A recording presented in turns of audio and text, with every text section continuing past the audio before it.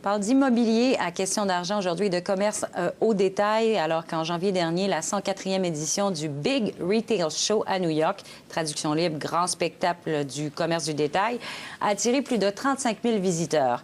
Bon, on y a parlé des tendances du futur dans ce domaine et on va voir qu'est-ce qui s'est passé là-bas avec Sonia Gagnon, qui est la présidente de SGM Agence et une membre active de Crew, une association qui fait la promotion du succès des femmes dans l'immobilier. Bonjour, Madame Gagnon. Bonjour. Alors, tout d'abord, si vous pouviez nous expliquer un peu cet événement, le fameux Big Retail Show. Qu'est-ce que c'est, qui y va et c'est pour parler à qui? Alors, c'est un événement qui est très, très attendu à New York. Donc, vous l'avez dit, c'est le 104e édition. Ça fait longtemps que ça existe. Ça regroupe 35 000 personnes. On parle beaucoup, beaucoup de commerce de détail, mais évidemment, avec toute l'évolution aussi du commerce de détail qui implique la technologie. Alors, tout ce qui est un peu les nouvelles technologies du futur et d'aujourd'hui même. Donc, ça se discute à travers avec plusieurs plateformes aussi, des présidents de grandes entreprises. Donc, les gens de sociétés immobilières aussi y sont. Alors, c'est vraiment un très beau rassemblement.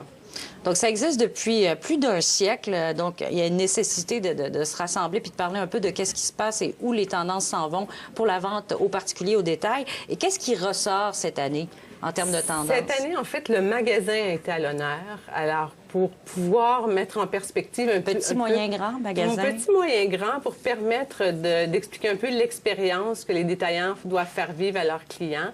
Et ça a un peu remis un équilibre entre les technologies et le magasin. Donc, la technologie qui est vraiment au service du magasin. Alors, souvent, on a parlé des années passées de toutes les technologies nouvelles. On a été très, très impressionnés par tout ça. Mais là, il y a un retour à l'équilibre. Donc, sur un peu qu'est-ce que ça va être la boutique, la future boutique ou la boutique d'avenir.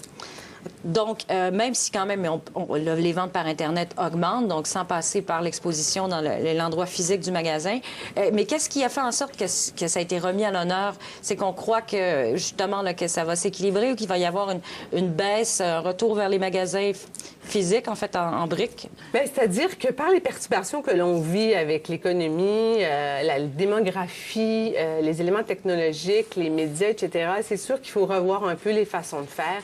Et on est un peu passé du big data au smart data. Alors, c'est-à-dire de mieux connaître le consommateur et d'être en mesure de le qualifier, de le comprendre et de pouvoir réagir avec lui d'une façon plus personnalisée. Alors, c'est sûr qu'on a, pendant des années, travaillé avec une clientèle qui était nos baby boomers. On a travaillé très, très fort avec eux. Aujourd'hui, on le sait que statistiquement, après 50 ans, les gens consomment un peu moins.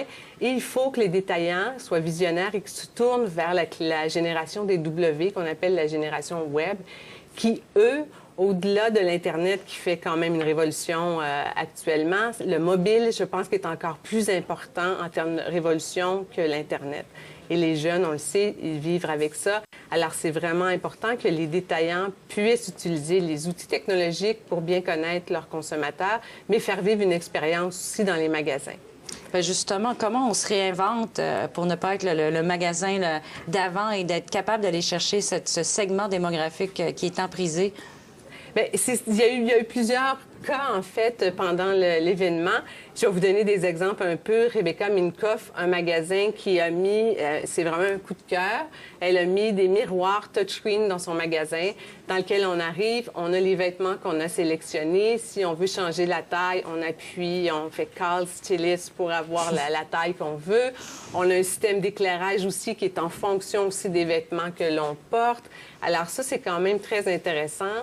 Il y a aussi un magasin d'ailleurs qui a gagné le prix d'innovation, qui est une épicerie fine à Amsterdam, qui explique vraiment du online au offline, ou qu'on appelle un peu l'expérience sans couture. J'aime bien ce terme-là un peu. Ça fait féminin, mais... alors, c'est vraiment deux chefs qui sont en magasin. Ils font des recettes. On reçoit la recette, on est capable d'aller chercher les produits. Ils sont déjà tout préparés pour la recette. Alors, si vous faites une pâte aux tomates, vous allez avoir tous les ingrédients qui vont avec et vous pouvez même vous les faire livrer à la maison. Donc, il y a aussi un lien très rapide. Les clients, à travers Facebook, peuvent aussi mettre des recettes et aller chercher aussi leurs produits.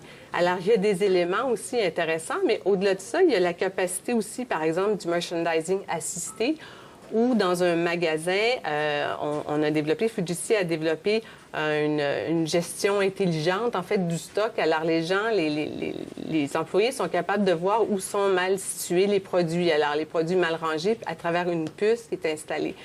Ça permet d'être beaucoup plus efficace et au-delà de ça, je suis sûre que vous allez aimer ça, mais un jour, on va pouvoir prendre notre panier quand on fait l'épicerie, un gros scan, et puis voilà, tout d'un coup, tout va être déjà scanné, on va pouvoir partir plus vite. Alors, c'est vraiment la capacité de comprendre mieux le consommateur, là où c'est irritant, et d'utiliser la technologie pour ses fins. Donc, c'est vraiment...